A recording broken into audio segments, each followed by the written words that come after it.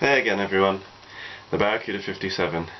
In this video I'll be talking about 3 universal laws. These are unconscious laws that happen and they just kind of run in the background, and they're kind of laws which people know about but they won't really talk about. Well, you know, people are starting to talk about them more because people are just starting to realise that they are real laws, you know, and okay, in a logical sense, oh, you know, people need facts and all these things and proof and evidence that they're real things, but if you don't believe it now, you will later, one day, because because it'll happen to you. Anyway, I don't have to say any more because it's whenever you experience it, really. But anyway, so the 3 universal laws I'll be talking about today, to kind of give you a feeling of things that happen during our lifetime and run in the background, but people don't consciously think about. The 3 are Murphy's Law, the Law of Attraction, which is a very common one, and the Law of Alchemy.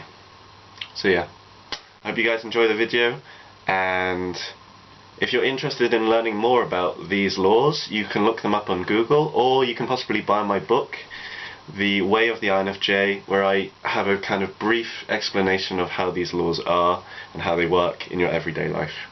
But yeah. So the first law is Murphy's Law. Now, Murphy's Law is explained in the movie Interstellar, so basically either watch it or, I don't know, read about it. And basically Murphy's Law is kind of, it just basically means prepare for the worst case scenario because it will likely happen, type of thing. Now, some people might comment and say it's more than that, or possibly they might say it's wrong, but in its simplest form it means that the most negative thing, there's a chance that it's going to happen, and kind of if you don't prepare for these things, then the actual act of not preparing for it makes it more likely in terms of possibilities and in terms of kind of chance happening. So the actual act of preparing for something, even though it's unlikely it might happen, is better than not preparing it for it at all. And usually if you don't prepare for something, it usually happens. It's one of those weird things which just happens, really. If you don't have yourself covered, and if you don't have yourself protected, and if you don't kind of like have a backup plan, you're really chancing things, and you know, you're kind of like running into battle essentially without any armor, without a sword, kind of thing. Do you know what I mean? It's like you kind of need it. You kind of need it just in case you need it, really. You know, it's survival, really. If we want to talk about it in its really basic form, it's survival. I mean, if you don't prepare for something, you know, you could be, or something could happen, and usually by the act of not preparing for it makes it more likely to happen, and it's just one of those weird things which just happens, really, and it's one of those universal laws. But yeah, so basically an example is, I don't know, you have to do homework and you're not really sure about something, and you think your work is one thing, but actually you're not really sure, but you don't want to ask people, so you write it down and you do it in a certain way, and actually it's not the right way, but part of you thinks, actually, what happens if it's not the right thing, and what happens if I've done it wrong? I'll just do it in this way, which I kind of feel it might be this thing as well. So basically you're just covering yourself. It's like, I've done this, I think it's okay, but just in case I'm also going to do this as a backup in case the first thing is wrong. Always have a plan B, and in some cases have a plan C as well, just in case plan A and plan B doesn't work. Because if you just do something and then it's wrong, you're kind of stuffed, and you're kind of, you know, you've kind of messed up. But if you're an idealist and if you're a future thinker, or if you're not a future thinker or any of these things, always have a backup plan just in case. I mean, I have a friend who really wants to go to this country. He really wants to visit it. He has it in his mind that he's going to get there. And I said to him, don't hold on to it. Have it in mind, but don't hold on to it, because if you can't get there, you'll get depressed, you'll get sad, and do you know what I mean? Have a backup plan. If he's not able to go to that country he wants to go to, have a backup plan and say, oh, that's okay, I'm going to stay here and I'm going to do this and do this.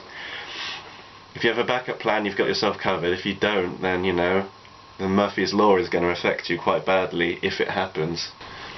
So the second one is the law of attraction. Now, a lot of people know about this. It's possibly the most common out of the three, this the law of attraction. And it's not physical attraction, it's not how people look, it's not fashion or anything like that. It's attraction as in terms of magnetism and in terms of attraction through polarizing, basically. And what it means is that you attract what you most want in your life, and you don't attract it by thinking about it, you attract it by feeling it here. And if you're a thinker, that can be quite hard to feel it. If you really want something, you have to want it. Your mind, your body and your soul has to want it. But the thing is, people cling to the things they want. I mean, to some people money is everything, but do you know what I mean? To some people, I don't know, love is everything. To some people, I don't know, the latest gadget is everything. But you don't need them.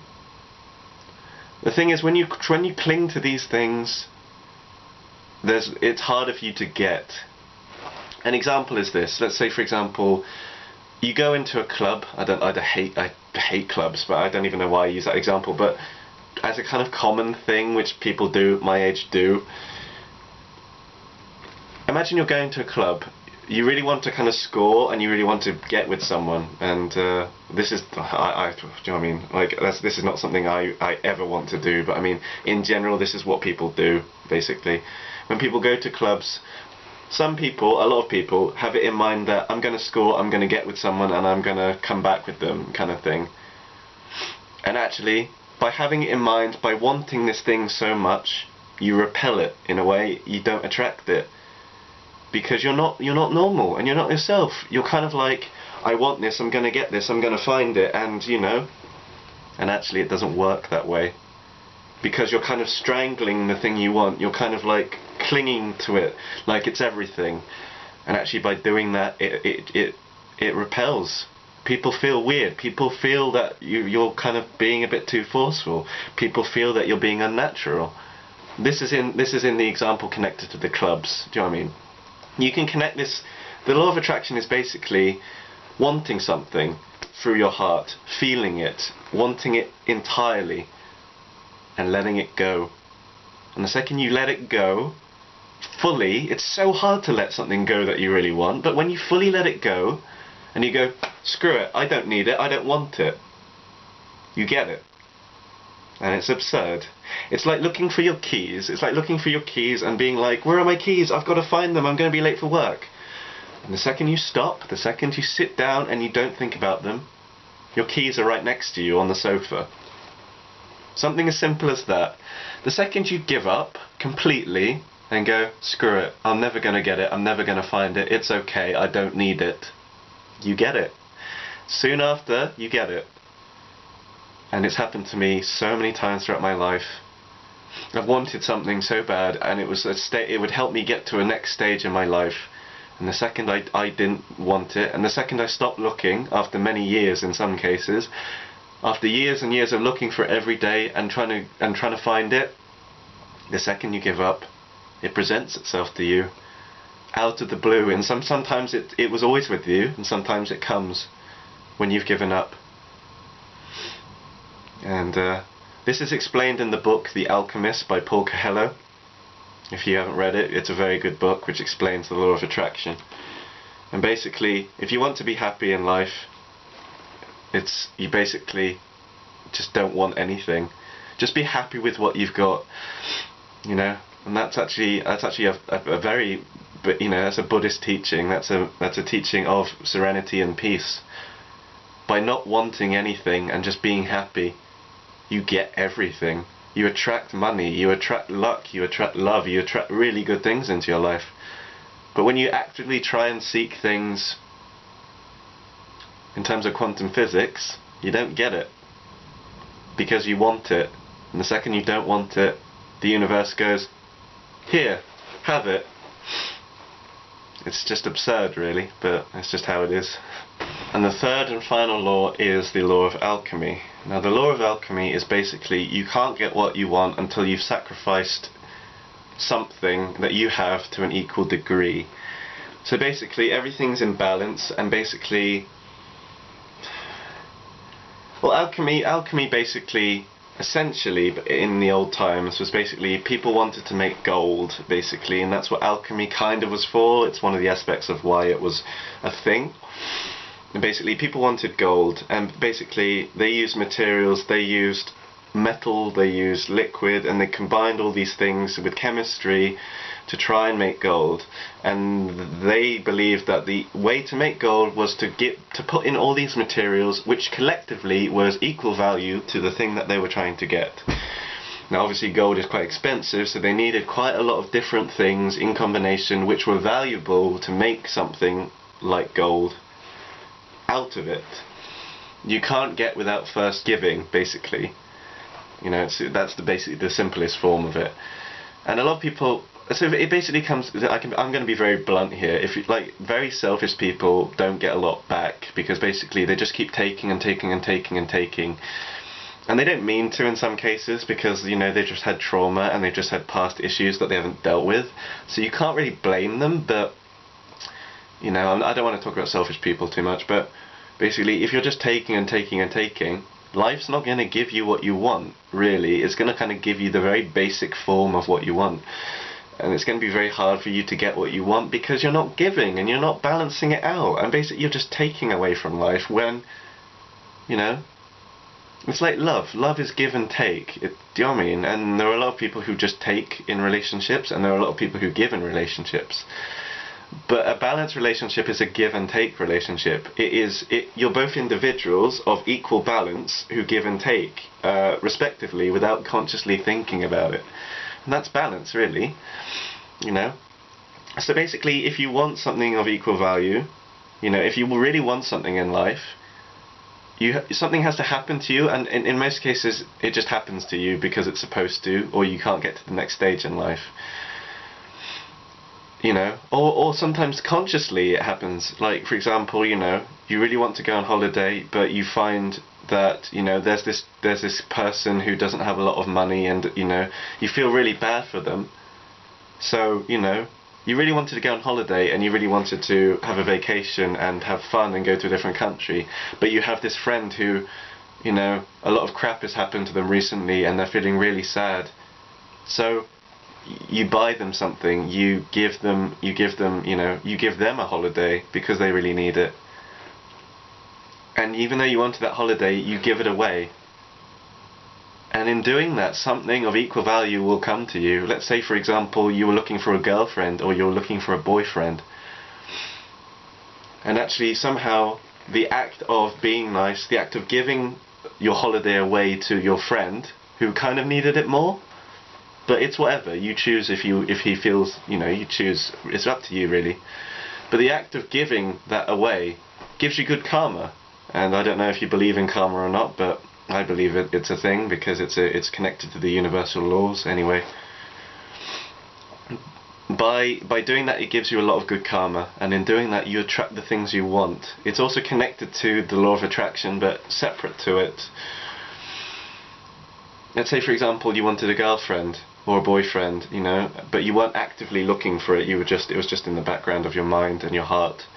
And you did this really good thing, and actually by doing that, there's a girl who sees and hears about that is something you've done, and they really like you, and they kind of fall in love with you because that is such a really decent thing to do. Do you know what I mean? And the actual act of doing that is what attracted that girl or that boy to you, because they heard about that was something you did, and they went, oh, that's really nice, you know, because it is nice. And in doing that, with the law of alchemy, you attract that thing without really realizing, and you feel that you've lost a lot because that's the holiday you really wanted, but you'll get something of equal value in connection to what you want. And basically, yeah, it's just what makes the world go round, you know, giving and receiving. And there are some people who give too much, and that's connected to empaths especially. We give too much sometimes, and we need to not give because it's alright to not give all the time. And there are also people who take all the time. But actually, in general, I know it's easier said than done, but ideally, if everyone just gave and took of equal balance, the world would be a lovely place, you know? Anyway, I don't want to extend too far and be philosophical on you, but when you give something which meant a lot to you, you'll get something which will mean a lot to you. It's just how it works, really. And again, it's magnetism, and to some extent it's quantum physics, but to some people that's a really abstract thing I've connected to, but it is connected. I'm not going to explain how it's connected because that's a whole other topic. Quantum physics is a whole other thing. But yeah, so the 3 laws, guys, just to kind of refresh you, are Murphy's Law, the Law of Attraction, and the Law of Alchemy. I hope you guys kind of get a feeling for it and understand what I mean. You know, you're allowed to, you know, accept what I've said or reject what I said. All I'm saying are words, do you know what I mean? But basically, you know, I just want to help, and you know, if it's helped you, then that's good, and if it didn't help you, oh well, you know, better luck next time, I guess. But yeah, if you connected with any of those laws, search them on Google. There's a lot of information on Google about them. But yeah. Anyway, something to think about, and these are things which run in the background, whether people consciously or unconsciously know about them. They are things that are there, whether people accept them or not, kind of thing. But yeah. Anyway, thank you guys for watching. Please like, share and subscribe, and leave a comment in the section below. And yeah, this is TheBarracuda57, over and out.